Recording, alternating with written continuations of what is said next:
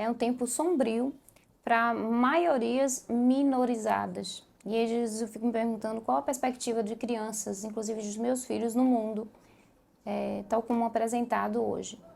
Após a empresa Meta haver flexibilizado o programa de checagem e moderação de conteúdo, permitindo que doenças mentais fossem associadas a questões de gênero ou orientação sexual, ou que, por exemplo, expressões brancos são melhores e negros, ou odeio negros, fossem utilizados. Agora, ontem, a Kelly Lake, que trabalhou na empresa por 15 anos, denunciou que foi demitida por uma cultura de silenciamento e discriminação contra mulheres dentro da companhia.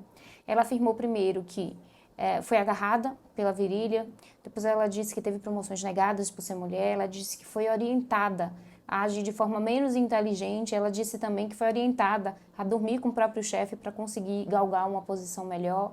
Ela disse que foi demitida após tentar impedir que um videogame racista fosse veiculado, sobretudo para um público infanto-juvenil. É importante a gente lembrar que o Mark Zuckerberg, que é o CEO do Meta, ele recentemente, num podcast, disse que essas empresas precisariam de maior energia masculina. Todo esse escândalo ele vem à tona num contexto político no qual um presidente de extrema-direita foi eleito nos Estados Unidos, utiliza o populismo reacionário e bandeiras supremacistas para se consolidar no poder. O programa de DEI, Diversidade, Equidade e Inclusão do Meta, dona do Facebook, Instagram, do Reddit, WhatsApp, ele foi encerrado, o que levou muitas empresas a flexibilizarem também iniciativas semelhantes, principalmente após a ascensão do Donald Trump. Mas vamos entender um pouco sobre essa chamada meritocracia, principalmente para mulheres dentro e fora desse ambiente.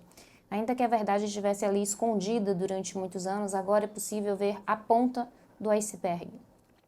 Meritocracia ou sistema viciado. Primeiro, a gente precisa entender que os vieses de gênero estão intrinsecamente em todos nós, ainda que de forma inconsciente. Segundo, que a expressão mulher trabalhadora é uma tautologia, um pleonasmo, uma redundância, isso porque não existem mulheres que não trabalham. Todas as mulheres trabalham, o que existem são mulheres que não são remuneradas pelos seus trabalhos. No Reino Unido, 70% dos cuidadores de pessoas idosas são mulheres.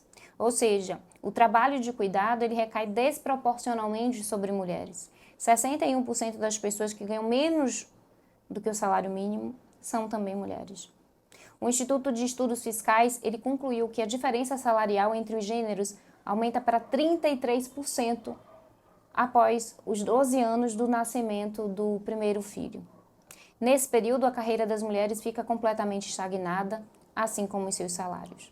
Na Alemanha, uma mulher que tem um filho, ela pode esperar, porque aos 45 anos terá acumulado $285 mil a menos do que uma mulher, por exemplo, que trabalhou sem interrupções.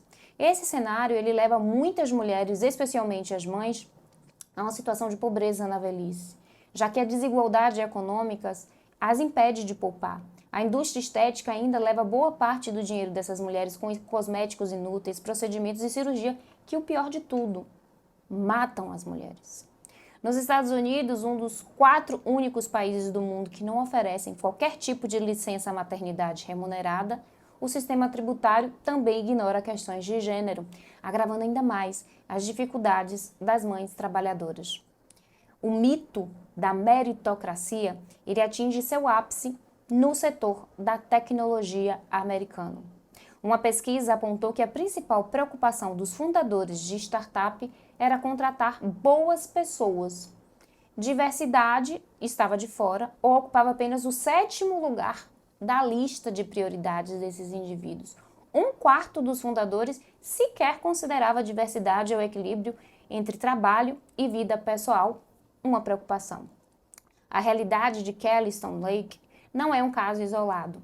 Pesquisas indicam que mais de 40% das mulheres abandonam o setor da tecnologia após 10 anos, comparadas a apenas 17% dos homens. Elas deixam seus empregos devido às condições de trabalho OX, a sabotagem de chefes, a estagnação na carreira.